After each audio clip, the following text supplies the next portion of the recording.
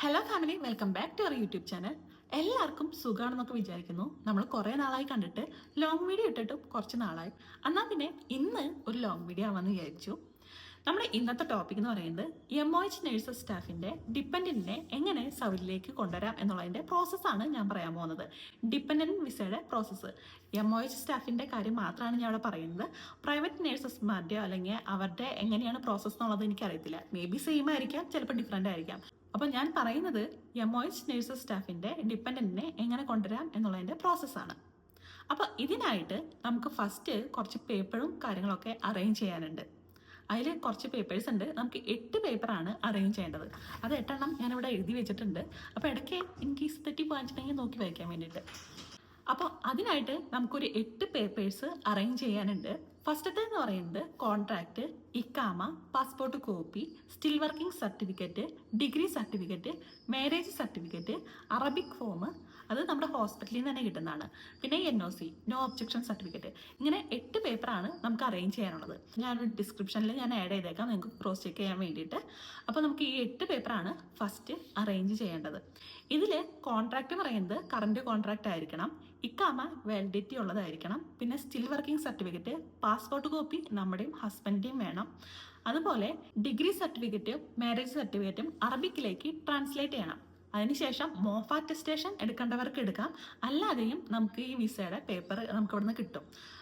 അപ്പോൾ rejection maximum ഒഴിവാക്കാൻ വേണ്ടിയിട്ട് നമുക്ക് മോഫ അറ്റസ്റ്റേഷൻ എടുക്കണമെങ്കിൽ എടുക്കാം, അല്ലാതെയും സബ്മിറ്റ് ചെയ്യാൻ പറ്റും. അതല്ലാതെ കൂടെ അറബിക് ഫോം, അത് നമ്മുടെ ഹോസ്പിറ്റലിൽ നിന്ന് കിട്ടുന്നതാണ്. അത് ഫുള്ളായിട്ട് അറബിക്കിലും ഇംഗ്ലീഷിലും അതിൽ ഫില്ല് ചെയ്ത് നമുക്ക് സൈനും സീലും വാങ്ങേണ്ടതായിട്ടുണ്ട്.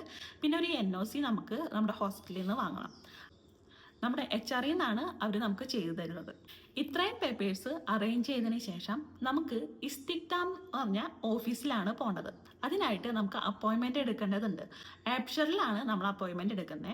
ആപ്ഷറിൽ നമ്മൾ ലോഗിൻ ചെയ്യുക, അതിൽ നമ്മുടെ ഫാമിലി വിസിറ്റ് വിസയുടെ അപ്പോയിൻമെൻറ്റ് ഇസ്തിഖ്ദാം ഓഫീസിലേക്കുള്ള അപ്പോയിൻമെൻറ്റ് കൊടുക്കുക. അത് പെർട്ടിക്കുലർ ആയിട്ടുള്ള സിറ്റീസിലാണ് ഉള്ളത്.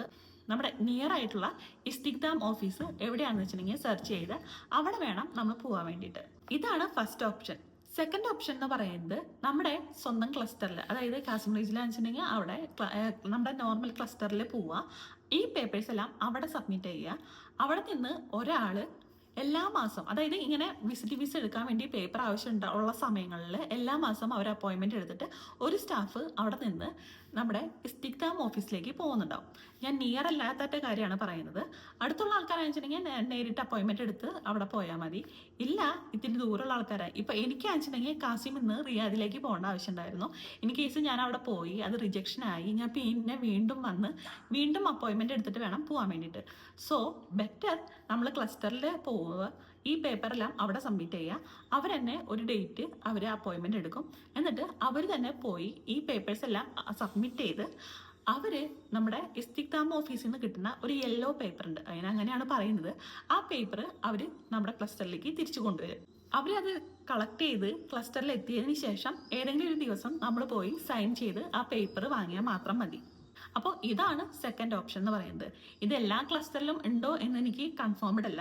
നിങ്ങൾ ക്ലസ്റ്ററിൽ വിളിച്ച് ആദ്യം ഇത് കൺഫേം ചെയ്യുക, ഇവിടെ നിന്ന് ഇങ്ങനെ സ്റ്റാഫ് പോകുന്നുണ്ടോയെന്ന്. അപ്പോൾ അതായിരിക്കും ഇത്രയും കൂടി ബെറ്റർ. നമ്മൾ ചില സമയത്ത് നമുക്ക് കൂടുതൽ അറബിയോ കാര്യങ്ങളോ അറിയാത്ത കാരണം മേ ബി ഏതെങ്കിലും പേപ്പർ മിസ്സായെങ്കിലോ വേറെ എന്തെങ്കിലും പ്രോസസ്സ് ഉണ്ടോ എന്ന് പറഞ്ഞാലോ അത് റിജക്റ്റ് ആയി കഴിഞ്ഞിട്ടുണ്ടെങ്കിൽ നമുക്ക് ഡബിൾ ചിലവാണ്. സോ ബെറ്റർ ഞാൻ പറയുകയാണെങ്കിൽ നമ്മുടെ ക്ലസ്റ്ററിൽ ഈ പേപ്പേഴ്സ് എല്ലാം, ഈ 8 പേപ്പർ ഫുള്ളായിട്ട് അറേഞ്ച് ചെയ്ത് നമ്മളവിടെ കൊടുത്തു കഴിഞ്ഞിട്ടുണ്ടെങ്കിൽ അവരെന്നെയായിട്ട് ഇതവിടെ കൊണ്ടുപോയി കൊടുക്കും. അവരെന്നെ ആ വിസയുടെ പേപ്പർ കളക്ട് ചെയ്ത് നമുക്കിവിടെ ക്ലസ്റ്ററിൽ എത്തിക്കും. അപ്പോൾ ഇതാണ് നമ്മുടെ ഫസ്റ്റത്തെ പ്രോസസ്സ് എന്ന് പറയുന്നത്. ഈ പേപ്പർ അറേഞ്ച് ചെയ്യുക, ക്ലസ്റ്ററിലോ അല്ലെങ്കിൽ ഇസ്തിഖ്ദാം ഓഫീസിലോ ഡയറക്റ്റായിട്ട് അപ്പോയിൻമെൻറ്റ് എടുത്ത് കൊണ്ടുകൊടുക്കുക. എന്നിട്ട് അവിടെ നിന്ന് യെല്ലോ പേപ്പർ കളക്ട് ചെയ്യുക എന്നുള്ളതാണ്. യെല്ലോ കളറിലാണ് ആ പേപ്പർ നമുക്ക് കിട്ടുന്നത്. അത് ഇസ്തിഖ്ദാമിൻ്റെ പേപ്പർ എന്നാണ് നമുക്ക് എല്ലാവർക്കും അറിയുന്നത്. അതിന് പ്രത്യേകിച്ച് പേരോ എന്തെങ്കിലും ഉണ്ടോ എന്ന് എനിക്കറിയത്തില്ല. ഞങ്ങൾ യെല്ലോ പേപ്പർ എന്നാണ് പറയുന്നത്. അപ്പോൾ അത് കളക്ട് ചെയ്യലാണ് നമ്മുടെ ഫസ്റ്റത്തെ പ്രോസസ്സ്. നമുക്ക് ഈ യെല്ലോ പേപ്പർ കിട്ടിക്കഴിഞ്ഞ് കഴിഞ്ഞിട്ടുണ്ടെങ്കിൽ ഇതിൻ്റെ ഒറിജിനൽ നമ്മൾ നാട്ടിലെത്തിക്കുക. അതിനുശേഷം നമ്മുടെ സെക്കൻഡ് പ്രോസസ്സ് നമ്മൾ നാട്ടിലാണ് സ്റ്റാർട്ട് ചെയ്യുന്നത്.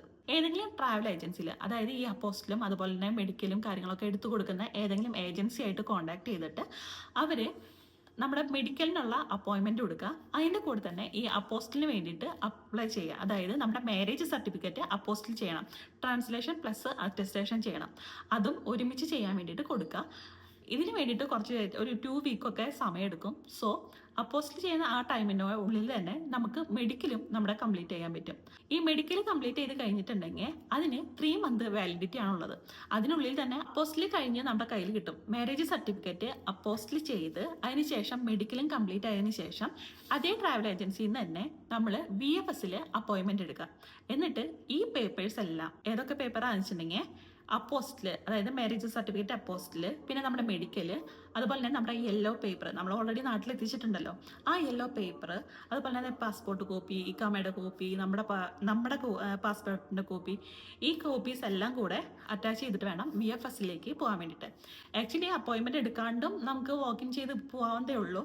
പക്ഷേ അതിന് കറക്റ്റ് ടൈമിങ്ങും കാര്യങ്ങളൊക്കെ ഉണ്ട്. അതൊക്കെ കൺഫേം ചെയ്തിട്ട് പോകാൻ വെച്ചാലും കുഴപ്പമില്ല. പക്ഷേ ബെറ്റർ എന്ന് പറയുന്നത് അപ്പോയിൻമെൻറ്റ് എടുത്ത് പോകുന്നതായിരിക്കും. അപ്പോയിൻമെൻറ്റ് എടുത്തതിന് ശേഷം നമ്മൾ കറക്റ്റ് ടൈമിൽ തന്നെ നമ്മൾ ആ കറക്റ്റ് ഡേറ്റിൽ അവിടെ ചെല്ലുക. നമ്മുടെ പേപ്പേഴ്സും കാര്യങ്ങളൊക്കെ അവിടെ വെരിഫിക്കേഷൻ ചെയ്യും. അതുപോലെ തന്നെ ഒരു കാഷ്വൽ ആയിട്ടുള്ള ഒരു ഇന്റർവ്യൂ ഉണ്ടാവും.